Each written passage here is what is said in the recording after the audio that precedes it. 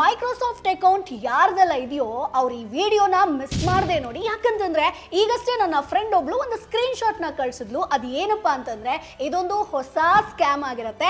ಆಕೆಗೆ ಒಂದು ಮೆಸೇಜ್ ಬಂದಿದೆಯಂತೆ, your Microsoft password needs to be reset ಅಂತ. ಸೊ ನಾವೇನ್ ಅನ್ಕೋತೀವಿ ಹೇಳಿ, ಯಾವ್ದಾದ್ರು ಮೇಲ್ ಬಂತು ಅಂತಂದ್ರೆ ಇದು ಅಫಿಷಿಯಲ್ ಇಂದ ಬಂದಿರುತ್ತೆ ಅಂತ ಹೇಳ್ಕೊಂಡು ನಾವು ಪಾಸ್ವರ್ಡ್ ನ ರೀಸೆಟ್ ಮಾಡೋದಾಗಿರ್ಬೋದು, ರಿಪ್ಲೈಗಳನ್ನ ಮಾಡ್ತೀವಿ. ಆದ್ರೆ ಸೊ ಈ ಒಂದು ಮೇಲ್ ನಾನು ಡಿಟೇಲ್ ಆಗಿ ಒಬ್ಸರ್ವ್ ಮಾಡಿದೆ. ಸೊ ಇಲ್ಲಿ ನಿಮ್ಗೆ ಮೈಕ್ರೋಸಾಫ್ಟ್ ಇಂದಲೇ ಮೇಲ್ ಬಂದಿದೆ ಅನ್ನೋಷ್ಟರ ಮಟ್ಟಿಗೆ ಕರೆಕ್ಟ್ ಆಗಿ ಬಂದಿರುತ್ತೆ. ಸೊ ನಾವೇನ್ ಅನ್ಕೋತೀವಿ, ಮೈಕ್ರೋಸಾಫ್ಟ್ ಇಂದ ಬಂದಿದೆ, ಏನೋ ಪ್ರಾಬ್ಲಮ್ ಆಗಿರ್ಬೇಕು ಅಂತ ಹೇಳ್ಕೊಂಡು ನಾವು ಆ ಲಿಂಕ್ ನ ಕ್ಲಿಕ್ ಮಾಡ್ತೀವಿ, ಪಾಸ್ವರ್ಡ್ ನ ರೀಸೆಟ್ ಮಾಡೋದಕ್ಕೆ ಹೋಗ್ತೀವಿ, ಹೌದಾ?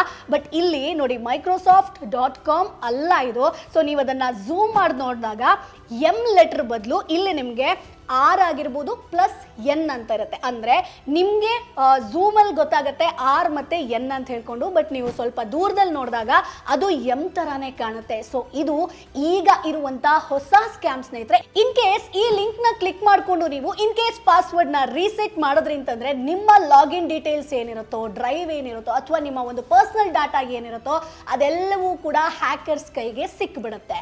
ಅಂಡ್ ಇನ್ನೊಂದು ತಿಳ್ಕೊಳ್ಳಿ, ಮೈಕ್ರೋಸಾಫ್ಟ್ ಯಾವತ್ತಿಗೂ ಕೂಡ ಫೋರ್ಸ್ಫುಲ್ಲಿ ನಿಮ್ಮ ಪಾಸ್ವರ್ಡ್ ನ ಚೇಂಜ್ ಮಾಡಿ ಅಂತ ಯಾವುದೇ ಕಾರಣಕ್ಕೂ ಮೇಲ್ ಅನ್ನ ಕಳಿಸಲ್ಲ. ಸೊ ಹಾಗಾಗಿ ಇದು ರೀಸೆಂಟ್ ಆಗಿ ಒಂದು ನಡೆಯುತ್ತಿರುವಂತಹ ಸ್ಕ್ಯಾಮ್ ಆಗಿದೆ. ಸೊ ಈ ವಿಡಿಯೋನ ಒಂದಷ್ಟು ಜನರಿಗೆ ಶೇರ್ ಮಾಡಿ, ಯಾಕಂತಂದ್ರೆ ತುಂಬಾ ಜನ ಇದು ನಿಜ ಅಂತ ಹೇಳ್ಕೊಂಡು ಸ್ಕ್ಯಾಮ್ಗೆ ಒಳಗಾಗ್ತಾ ಇದ್ದಾರೆ. ಸೊ ಹಾಗಾಗಿ ವಿಡಿಯೋನ ಶೇರ್ ಮಾಡೋದನ್ನ ಮರಿಬೇಡಿ.